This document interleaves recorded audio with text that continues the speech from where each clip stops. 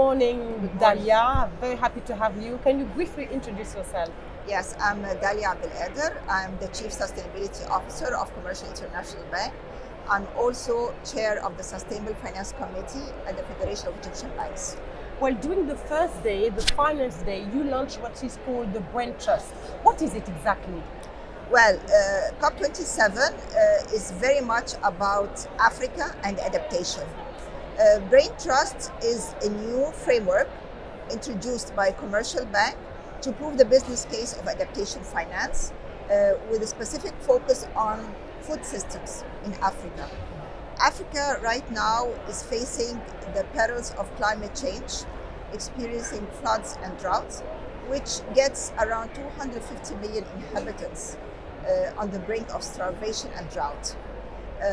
While we aspire that COP27 will help address climate issues and unlock the pledged funds, the $100 billion pledged funds, Africa cannot afford to be in waiting.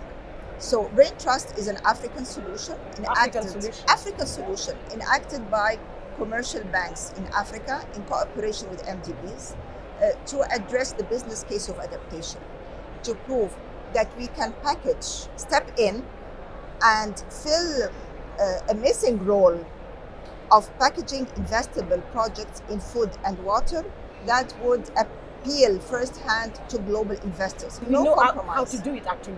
Definitely, it's very easy. It just needs an adaptation finance governance mechanism for each project. You bring the commercial banks, you bring the MDBs, multilateral development banks, you would bring de-risking entities, you bring science, that's the most important thing, and academia. Africa has a lot to bring to the table. 100%. And I think commercial banks, the power of finance in Africa, which is the track that should be focused on in COP27. In COP26, the Glasgow Financial Alliance came to existence and they pledged $130 trillion. You have an alliance of 500 corporates pledging $130 trillion. And when I was in one of the conferences, the message that I got, and it resonated, the supply side is there, the demand side is not there.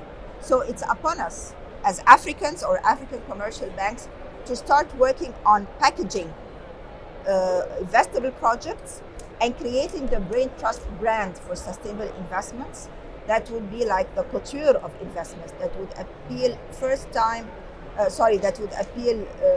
instantly appeal firsthand to a global investor, that would address the risk-adjusted returns. No compromises for global investors. So we're not beggars. We're not beggars.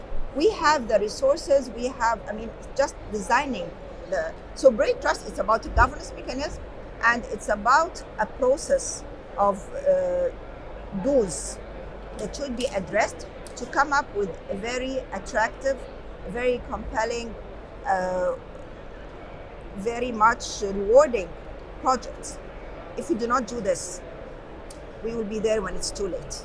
We cannot keep on depending on public funding, which is usually the domain of adaptation finance. We usually think that resilience, infrastructure, food and water are the domain of governments or public finance.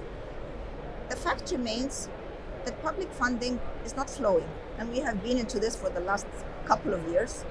And if they deliver, it does not suffice. So let's not get into blended finance, grants, cheap, because this is a tiny part of the global funding structure. According to the Organization of Economic Cooperation and Development, the global financial system has $379 trillion investable assets waiting to be invested in sustainable finance projects. So why doesn't it match? You only need to target 1% of this amount to cover the SDG funding gap. Quarter of 1% is enough to address Africa's food systems. So Africa can feed itself if we put our minds and heart into it. And it's a new role to be assumed by commercial banks in cooperation with African Development Bank, for example. African Development Bank has a track record of adaptation, but it is here and there.